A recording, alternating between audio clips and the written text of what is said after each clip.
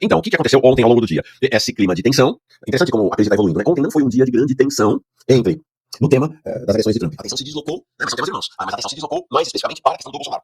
É claro que nesse momento é uma ligação íntima entre os temas Bolsonaro e a eleição do Trump, mas a questão da guerra comercial do tarifaço ontem arrefeceu um pouco, deve voltar nos próximos dias. Há a expectativa de novas sanções contra o Brasil, especificamente contra o STF. Ontem os bolsonaristas mais radicais estavam dizendo que estavam articulando, não sei se é verdade ou não, sanções contra o Hugo Mota, porque o Hugo Mota não concordou em convocar o Congresso no recesso, mandou suspender as sessões das comissões presididas por bolsonaristas, ficaram muito frustrados, já sinalizou que não vai aceitar um projeto que o PL colocou para viabilizar que o Eduardo Bolsonaro continue como deputado ficando lá nos Estados Unidos, conspirando contra o Brasil. Por conta disso, ele agora virou alvo do ódio dos bolsonaristas, estão ameaçando aplicar, pedir ao governo dos Estados Unidos que aplique contra ele as mesmas sanções que já aplicou, né, com a perda do visto e outras que virão contra a maioria do Supremo. Então, ontem deslocou-se para esse tema, bolsonarismo, essa tensão do dia, especialmente com a possibilidade de decretação de prisão preventiva do Bolsonaro. Bolsonaro está proibido, está nas redes sociais. De fato, Alexandre de Moraes soltou uma resolução que é imprecisa, mesmo advogados progressistas, não sei que advogados progressistas, tipo, não, pessoal prerrogativas, que elogia sempre, mas mesmo advogados progressistas estavam questionando essa decisão de Alexandre de Moraes em relação ao tema de Bolsonaro não poder estar nas redes sociais, nenhum problema quanto a isso, né, mas ao tema de que veiculações feitas por terceiros nas redes sociais seriam motivo de decretação de prisão preventiva do Bolsonaro. A reação é, de fato, o cara tá passando na rua, tá conversando com alguém filma e bota na rede, evidente que ele não tem controle. Não foi o que aconteceu no Congresso, que foi o que motivou essa interpelação do Alexandre de Moraes aos advogados do Bolsonaro e que poderá decretar a prisão preventiva dele. Bolsonaro foi ao Congresso com a intenção de se colocar nas mídias sociais, de fato se colocou, a história naquela coisa constrangedora, grotesca, de mostrar, mas é uma estratégia grotesca, é sempre uma estratégia do fascismo, de mostrar a tornozeleira e aí toda aquela coisa, choro, orações e tudo, isso tudo é diferente de outras situações. Então, por conta dessa situação, o Alexandre de Moraes inquiriu a defesa do Bolsonaro, porque vocês burlaram o combinado, eles mandaram a explicação ontem à noite, estão tentando uma conciliação com o Bolsonaro, o clima ontem era no meio da tarde, final da tarde, mais favorável à decretação da preventiva do Bolsonaro, já à noite o cenário tinha mudado um pouco. Por quê? Porque o STF, Alexandre de Moraes vai à minha apuração ontem à noite. Alexandre de Moraes não vai tomar essa decisão sozinho. Tem consultas com o pessoal da primeira turma, né, então Zanin, Fábio Dino, Carmen, mas também com Barroso, enfim, Gilmar, eles estão lá se consultando. E a grande questão é a decretação da prisão do Bolsonaro na avaliação desses membros do Supremo poderia escalar a crise de uma maneira incontrolável. Por um lado, por uma reação virulenta dos bolsonaristas, que parece que esse é um problema menor, é uma mobilização, os bolsonaristas já colocaram a manifestação para 3 de agosto, é evidente que se Bolsonaro estiver preso, isso potencializa as manifestações, mas não é esse o tema principal. O mais grave é que, com essa militância inesperada, que não estava no projeto de ninguém, que botou todo mundo de surpresa, do Trump por Bolsonaro, o grande receio é uma reação virulenta do governo Trump. Acho que essa é a questão principal, né, que poderia, então, já importar fazer ainda maiores, impor sanções contra outras lideranças institucionais do país, e aí isso representa uma escalada ainda maior na crise. Então, em função disso, o mais provável ontem à noite é que não seja decretada a prisão do Bolsonaro. O Red York, mais que o Trump fez dominar ontem, teve um dia sem muitas novidades nessa frente de batalha com o Trump, né? As novidades foram por aqui. Então, vamos acompanhar para e passo, evidentemente, minha convocação para os camaradas e as camaradas colaboradores aqui jornalistas aqui do Manhã Brasil. Gente, avisa pelo chat aqui, né? Vai que, não é provável, mas vai que Alexandre de Moraes decreta a prisão de Bolsonaro, a gente muda completamente o desenho, tá? Até agora não tem nada. Agora a Polícia Federal não bateu na porta do Bolsonaro. Então, o Red York aqui não entendi. Você falou que o Trump botou o bloco na rua, sim, botou o bloco na rua. Lá atrás, né, dia 9, quando ele ia no seu fácil, né? Faz que ele botou o bloco na rua e com as cartas e com as direções dele. Mas ontem não houve. O bloco de Trump está na rua. Né? O bloco de Trump está na rua. Ele colocou e não tirou. Vamos ver como é que o desfile desse bloco da extrema-direita do Império vai continuar. Bom, giro de notícias, já fomos adiantando um pouco, mas está aí. A defesa, o que aconteceu então? Teve o pedido de explicação do Alexandre de Moraes, já anteontem, e ontem vencia o prazo às 21h13, vencia o prazo para a defesa do Bolsonaro, para os advogados do Bolsonaro entrarem com a explicação, tá? Entrarem com a explicação. Coraline Perazzoli dizendo, quem entregou Alcântara, Flávio Dino, tem total razão, vamos falar disso hoje. Então, a defesa entrou com os advogados entraram com a defesa antes disso, mais ou menos 6 da tarde, no final da tarde, dizendo basicamente que o Bolsonaro não descumpriu a ordem do Alexandre de Moraes, que não pode ser punido por atos de terceiros, pedindo para o Alexandre de Moraes esclarecer melhor quais são os limites, né, das restrições e tal. Então, entrou com isso ontem à noite, aí estava um frenesi, achando que o Alexandre de Moraes ontem à noite mesmo poderia decretar a prisão do Bolsonaro, não decretou até agora e minha avaliação é que não vai decretar, então é isso, tá? E aí o Bolsonaro entrou em compasso de espera por conta disso. Então ele cancelou, já ontem ele ia na Câmara de novo, tinha até um negócio assim, ele ia sair preso da Câmara se tivesse realizado o que estava previsto. Teve uma reunião lá dos deputados bolsonaristas, naquela que seria a Comissão de Segurança Pública, que não aconteceu, que o Hugo Mota proibiu as reuniões de comissão durante o recesso. Então estava lá o Bilinski, que é o presidente da Comissão de Segurança Pública, presidindo o circo lá. Circo não, né? Presidindo o ajuntamento bolsonarista. E estava na mesa lá uma plaquinha com o nome do Bolsonaro. Então ia afrontar. Ele desistiu, não saiu, ele saiu de casa para o escritório do PL, que ele tem dentro do PL, e fez uma agenda toda reservada, em compasso de espera, com muito medo de ser preso, né? O Bolsonaro tem dado indicações de ter um grande temor da prisão, né? Isso é uma coisa que apavora o Bolsonaro. Então, e aí a conversa é que ele pode decidir hoje sobre essas respostas, e aí vai definir prisão, não vai definir prisão. Vamos ver ao longo do dia como a coisa rola. Como eu expliquei mais cedo, não é uma decisão solitária do Alexandre de Moraes, apesar de que será ele unicamente a assinar, né? Se ele tomar, tô achando que não vai tomar uma decisão de prisão, ele vai decretar a preventiva, mas imediatamente já vai colocar para um julgamento virtual na primeira turma, é o que ele tem feito, né? Para se escudar, para ampliar politicamente a sua decisão. Mas ele está consultando, né? Ele só vai tomar essa decisão também se os seus aliados na corte, a começar do Gilmar, que não está na primeira turma, mas é o grande aliado dele, Flávio Dino, a Carmen Lúcia, o Zanin, apoiarem essa decisão. Então, vamos esperar hoje ao longo do dia. Ontem, bom, e aí o que acontece? Seguinte, eu imagino que lá em outubro, novembro, quando for condenado o Bolsonaro, e aí sim decretada a prisão dele, efetiva, não preventiva, que a chance maior é o Bolsonaro ficar em casa. Da mesma maneira como o Collor tem a precedência, né? Eles abriram a precedência, então pode ficar numa prisão alguns dias ou semanas e depois vai, simbolicamente até, e depois deve ir para a prisão preventiva, em função da idade e das condições de saúde. Importante dizer que não tem ninguém que vai, prisão preventiva não, prisão domiciliar. Isso não existe no Brasil, né? Você vai aí nesses 900 mil pessoas presas, os pobres presos no Brasil, não tem nada dessas molezas, nada. Mas acho que é o mais provável. Agora, na prisão preventiva, ele não vai ficar preso em casa, até para o STF mostrar sua autoridade. Então, a conversa ontem, porque é isso, né? Não vai preso. Se vai, tem que ter para onde vai. Então, a conversa ontem é que a Polícia Federal em Brasília não tem estrutura não teria estrutura para receber o Bolsonaro para ele ficar preso lá. Tá? Eles montaram uma estrutura improvisada para o Lula, lembram-se, na PF lá em Curitiba eles dizem que em Brasília não tem. Não sei.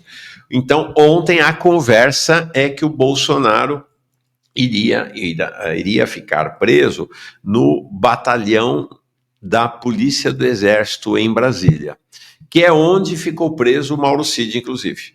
Tá? Então, esse seria o destino do Bolsonaro, se eventualmente for de fato decretada a prisão. Então, ontem, a reunião lá na Câmara foi esvaziada, né? Foi uma ducha de água fria em cima dos bolsonaristas, pelos dois motivos, né? O Bolsonaro não foi, se eu não estou enganado, aquela plaquinha lá era para o Jair Bolsonaro, era o nome de Jair Bolsonaro. O Bolsonaro não foi,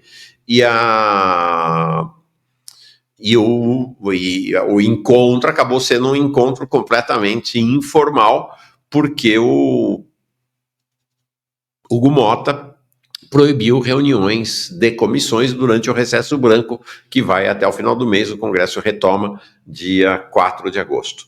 Se eu não estou enganado, uma segunda-feira, deixa eu ver, segunda-feira é 4 de agosto ou 3? 4 de agosto. Tá? 4 de agosto o Congresso retoma. Então, na verdade, o que teve foi uma coletiva, teve lá uma pataquada lá dos bolsonaristas. E aí, esse episódio foi muito interessante, por um lado emblemático, por outro lado patético, né? Teve um deputado lá que levou essa faixa aí do Trump, Make America Great Again, do MAGA, né? E aí abriu atrás e ficou um negócio, mas assim, ficou 30 segundos aberto essa faixa, né? O pessoal ali da mesa falou, não, tira isso, porque eles estão nessa o entreguismo deles veio à tona, absolutamente transparente, e eles estão sofrendo, né? Estão sofrendo. As pesquisas mostram que essa postura entreguista não tem apoio nenhum, nem mesmo dentro das bases bolsonaristas. Então, bom, tira. Somos trumpistas, mas ninguém precisa falar disto neste momento. Foi divertida essa cena, patética, efetivamente, tá? Qual é o cenário que eles estavam dizendo? Que eles vão mobilizar os caminhoneiros e o agronegócio para defender Bolsonaro. Então, a ver a reação inicial dos caminhoneiros. Tá? O agronegócio, mobilização do agronegócio, a gente sabe o que é, né? Mobilização da grana, né? Trator, caminhão, não é gente. Né? Não é gente. Então precisa de gente para rechear a mobilização financeira e de transporte do agronegócio. Então, os caminhoneiros, pelo jeito, vão frustrar. O cenário político hoje não é o mesmo cenário de 2018, 19, 20, 21. Mudou completamente o cenário. Então, esse que vocês estão vendo aí é o presidente da Abrava, Associação Brasileira de Condutores de Veículos Automotores, o Wallace Landim. É um líder caminhoneiro conhecido como Chorão. Foi um dos principais líderes na mobilização de 2018. Ele diz que ele deu uma declaração ontem dizendo que não vai levar a categoria para o abismo e que os caminhoneiros não serão usados como massa de manobra. Então, os deputados bolsonaristas criaram lá uma comissão de mobilização para apoiar o Jair Bolsonaro, e o Zé Trovão que ficou, esse que bate a mulher, né? Ele que ficou encarregado de fazer a articulação com os caminhoneiros, e o Sóstenes Cavalcante, que é o líder do PL, falou: não, vamos mobilizar os caminhoneiros, contamos com os caminhoneiros. Então, esse cara falou: mas de jeito nenhum, tô fora, e aqui peguei esta gravação de um caminhoneiro. Olha que interessante. Ó, eu acabei de assistir aqui na CNN que Zé Trovão, deputado federal, que disse que é o líder dos caminhoneiros, vai mover uma mobilização junto aos caminhoneiros para fazer manifestação a favor de Bolsonaro por causa da tornozeleira. Esse caminhão ali é o meu, tá vendo? Ó? Tá aqui. E eu, como dono de caminhão, quero logo lhe dizer, Zé Trovão, não conte comigo. E eu acredito que a categoria de caminhão não vai entrar nessa pilha não, viu? Não vai entrar nessa pilha porque nós precisamos de trabalhar. Ninguém é massa de manobra sua não, entendeu, Zé Trovão? Você já está aí 2 anos e meio e nada fez pela categoria de caminhão. O meu tá aqui, ó. Nada você fez. Agora vem com a história de querer mobilizar os caminhoneiros contra a Suprema Corte.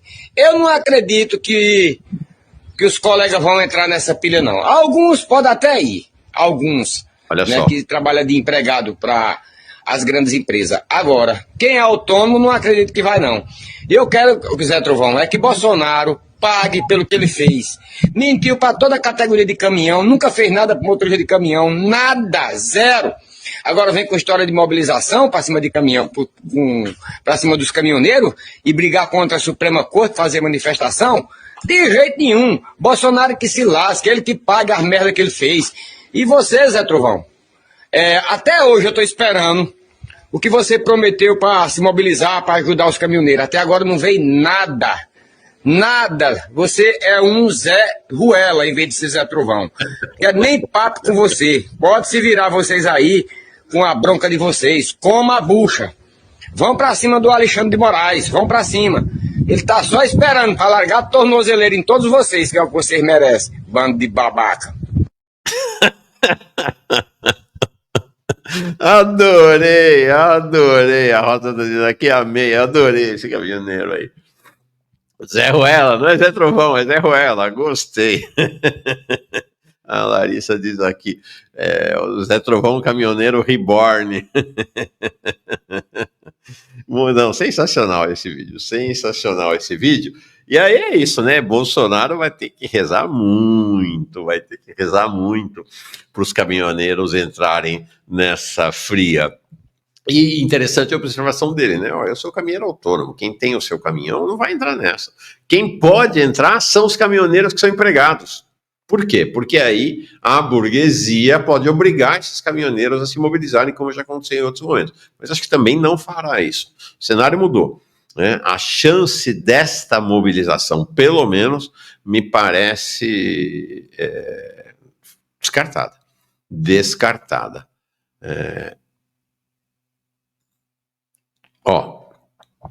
Então, como eu disse mais cedo, ontem o Hugo Mota barrou as comissões.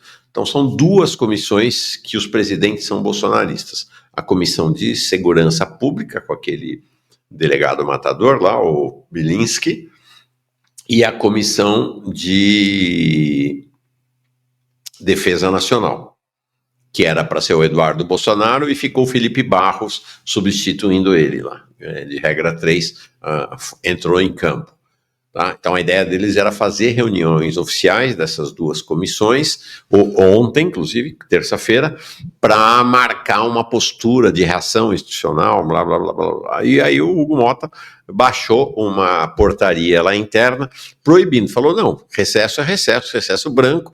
Ele deu uma desculpinha boa, né, que é, olha, como estamos em recesso branco, a reunião de uma comissão não tem sentido, porque os deputados não estão em Brasília. Então, seria uma reunião sem a possibilidade de participação de todos os integrantes das comissões. E aí vetou, eles ficaram tão furiosos com o Hugo Mota. Teve uma história ontem de que ele teria mandado desligar o ar-condicionado daquela sala lá onde estava a reunião. Então, eles estão furiosos e já tem bolsonarista dizendo que vai pedir para o Trump. Eu sei lá se essa turma tem esse acesso todo ao Trump. O Eduardo Bolsonaro, naquela entrevista, ele em determinado momento ensinou que tem, depois disse que não tem. O Jair Bolsonaro diz que não tem. Maria Carolina, o que é o recesso branco? O recesso branco é um recesso que não está estipulado no regimento. Então, em julho, sai uma portaria um ato administrativo, tanto do presidente da Câmara quanto do Senado, avisando que as sessões ficarão suspensas por determinado tempo. Mas não é um recesso estabelecido na programação institucionalizada. Tá? Bom, e aí o que acontece? O Hugo Mota tá assim. Os bolsonaristas entraram, o PL entrou com um projeto para que o Eduardo Bolsonaro possa reassumir o mandato nos Estados Unidos, sob a alegação de que agora tem a votação à distância, então a votação pelo celular, em que isso então não impediria o exercício do mandato dele, o fato dele estar nos Estados Unidos, que essa seria uma nova situação. Ele já descartou, já falou que ele nem pensar, não vai adotar. E aí, por outro lado, tem o PT e o PSOL que entraram com o pedido de cassação imediata do mandato do Eduardo Bolsonaro. Ele também já disse que não vai tocar adiante essa ação. O que ele vai fazer? Ele vai utilizar a jurisprudência Chiquinho Brasão, que é deixar, quando acaba a licença do Eduardo Bolsonaro, que ele falte às sessões em número tal que ele, pela regra interna, pelo regimento da Câmara, ele perca o mandato, que foi o que fizeram com o Chiquinho Brasão, para a Câmara não assumir, olha só, para a Câmara não caçar o mandante da morte do Marielle. Eles usaram essa via administrativa, um atalho administrativo, para não ter que submeter os parlamentares para votarem a cassação do Chiquinho Brasão, até porque havia a previsão de que talvez ele não fosse cassado. Então, o Hugo Mota está indicando que irá nesse caminho. Então, ele não ficaria licenciado, ficaria com o mandato suspenso, e aí seria cassado por conta das ausências. É o caminho que o Hugo Mota está querendo, ninguém está feliz com esse caminho dele, só o Centrão, né? Então, é isso aí. Esse é o cenário lá desse momento. Então, os bolsonaristas estão olha que situação interessante, né? Os bolsonaristas estão enfurecidos com ele, não estão? Os petistas dizem que também estão, né? Congresso da mamata, Congresso inimigo do povo, então, a rigor, né? É fazendo aquela toda, porque quem fez aquela série de vídeos de inteligência artificial em cima do Hugo Motta, né, bebendo, jantando, todas aquelas coisas, foi o PT, né? Então o PT também odeia o Hugo Motta. Olha que interessante, né? Então o presidente da Câmara não tem apoio nem do governo e nem da oposição, nem da extrema-direita. Interessante isso, né? Interessante. É que, na verdade, por baixo dos panos, nem tão por baixo assim, todo mundo continua apoiando o Hugo Motta, o Lula conta com o Hugo Motta, entendeu? Todos, eles se amam todos, entendeu? É isso aí. Tá lá, Hugo Motta. Então, o cenário é, como falei mais cedo, até a partir dessa entrevista lá no Inteligência Limitada, o Eduardo Bolsonaro está numa sintonia completamente diferente da sintonia da luta política concreta do país. Então, os próprios aliados da extrema-direita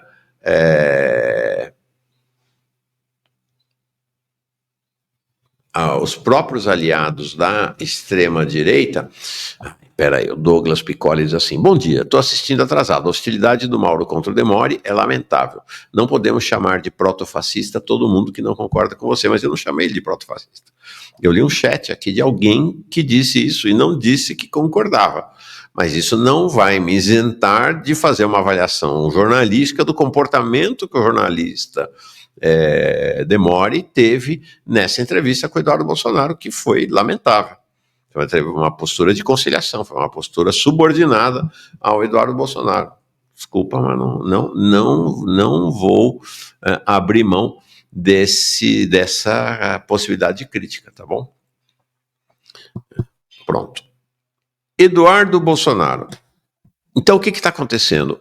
Na extrema-direita, aqui que está operando no Brasil, uma parte cada vez maior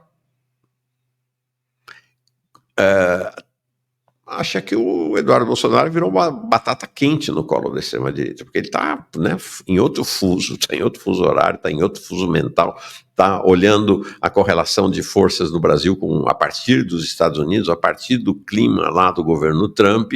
Então, há essa dessintonia crescente.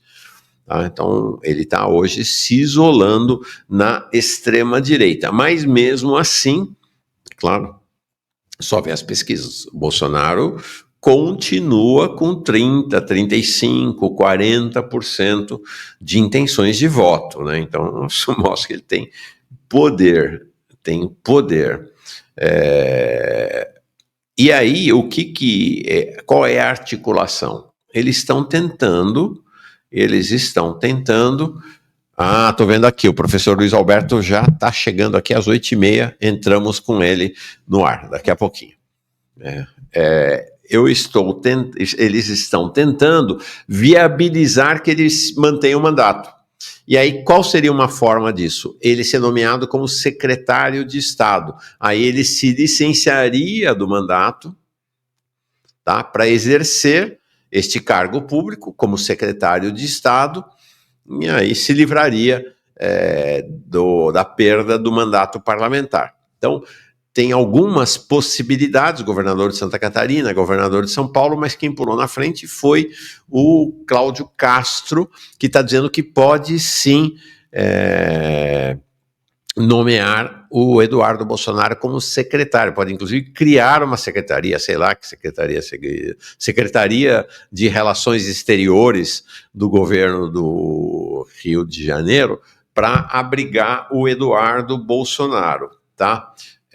Agora, o Lindbergh já foi para cima do STF pedindo uma cautelar que impeça que governadores nomeiem o Eduardo Bolsonaro para salvar o seu mandato. E muito curiosa a petição do Lindbergh, que ele diz assim, ó, o objetivo dissimulado dessa nomeação é garantir sustentação financeira irregular, simular vínculo funcional e permitir a manutenção de sua permanência no exterior, mesmo após o encerramento de sua licença parlamentar e o bloqueio judicial de seus bens e valores. Interessante. Eu comentei aqui ontem ou anteontem, não foi? Que, olha, essa história do Eduardo Bolsonaro lembra um pouco aquela história do Lula, da Dilma querer nomear o Lula para chefe da Casa Civil em 2015, 16, para, com isso, impedir a prisão do Lula e, por outro lado, naquele momento, uma avaliação de que ele poderia salvar o governo Dilma com a capacidade de articulação dele no Congresso, tá? E aí o Gilmar Mendes foi lá e falou, não vai não, proibido.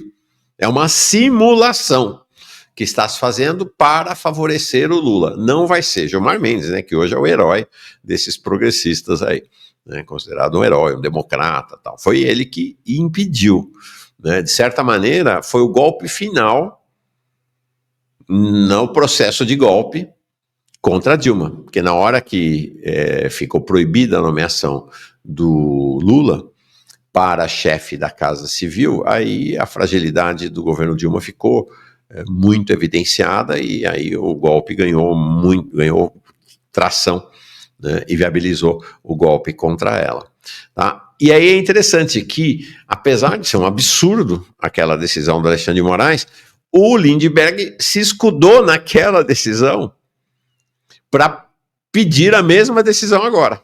Então ele diz assim, ó, o líder do PT usou como uma jurisprudência a decisão do STF que suspendeu a nomeação de Lula na Casa Civil do governo Dilma em 2016. Tá?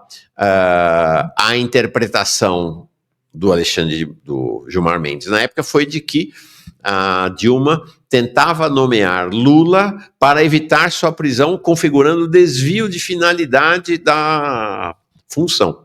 E aí escreveu o Lindbergh, os advogados dele. Embora o requerente discorde da conclusão alcançada naquele caso concreto, reconhece que a lógica adotada pela corte se aplica, ainda com maior clareza e contundência, à hipótese ora submetida à apreciação desse juízo. Isso é interessante, né? Porque a gente vê esse processo, a